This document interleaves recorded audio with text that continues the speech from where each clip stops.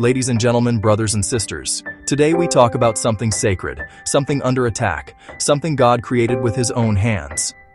Before we continue, please make sure you subscribe to our channel, Faith Motivational Channel. We are live Monday through Saturday. We live in a world where temptation is everywhere, where divorce is normalized, where lust is celebrated and loyalty is mocked, where selfishness destroys homes that took years to build. But the Bible teaches us that it is still possible, not only to survive, but to thrive in marriage, even in an evil society. How? 1. Build your marriage on God, not culture. Bible verse. Psalm 127, 1. If God is not at the center, everything else will crack under pressure. Real life story. A couple in Texas were on the edge of divorce. Arguments every night, financial stress, no communication. Before we quit, let's try something we never tried, putting God first. They prayed together daily, even when it felt awkward. They attended church. They forgave each other. Today, they teach marriage classes. God didn't remove their problems. He rebuilt their foundation. 2. Protect your marriage like a treasure. Bible verse, Proverbs 4:23.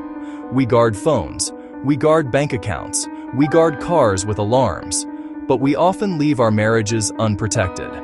Guard your heart from, Bible example, Joseph running from temptation. Genesis 39 shows Joseph running from temptation, not walking, not negotiating, running. 3. Communicate with love, not with anger. Bible verse, Proverbs 15:1.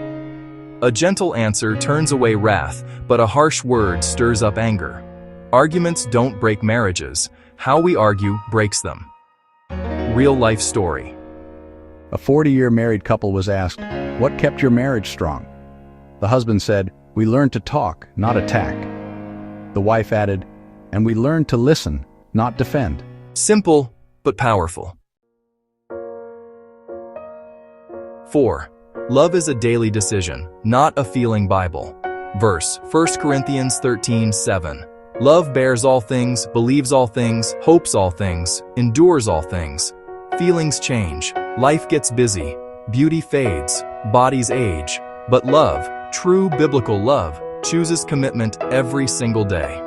Bible example, Hosea and Gomer.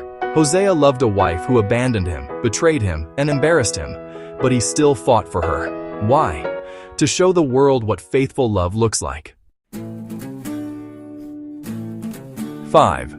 Forgive quickly, freely, and frequently. Bible verse, Ephesians 4:32. Be kind to one another, forgiving one another, just as God forgave you. Forgiveness is not saying you were right. Forgiveness is saying, our marriage is worth more than this fight. Real life story. A pastor once said, marriage is two good forgivers learning how to walk together. One day, his wife broke a family heirloom he treasured. She cried, apologized, and expected anger. Instead, he said, I can always replace a vase. I can't replace you. Forgiveness healed their home. 6. Create a private world that social media can't access. Bible verse, Matthew 19:6. We live in a digital society where everyone shares everything. But your marriage is not a public event. Stop exposing your spouse's flaws online. Stop comparing your marriage to edited couples. Stop letting Instagram define your love. Bible example, Mary treasured things in her heart. Instead of announcing everything, Mary pondered things in her heart. Luke 2:19. Your marriage needs privacy to grow. 7. Invite God into every part of your union. Bible verse, Ecclesiastes 4:12. You, your spouse, God, that's the strongest triangle on earth. Pray together, worship together, serve together. Because a marriage with God is a marriage the enemy fears. Real life story. A couple married for 62 years was asked, how did you stay strong? The wife said, we always held hands and prayed before sleeping. Even when we were angry, Sometimes we prayed with tears, but we prayed. That is strength. Conclusion. Marriage can still thrive in an evil world. How? Put God first. Protect your heart. Communicate with love. Choose love daily. Forgive quickly. Maintain privacy. Pray together. The world may be evil, but your marriage doesn't have to be weak. You can stand strong, grow stronger, and shine brighter than ever before, because the God who joined you is the God who will keep you.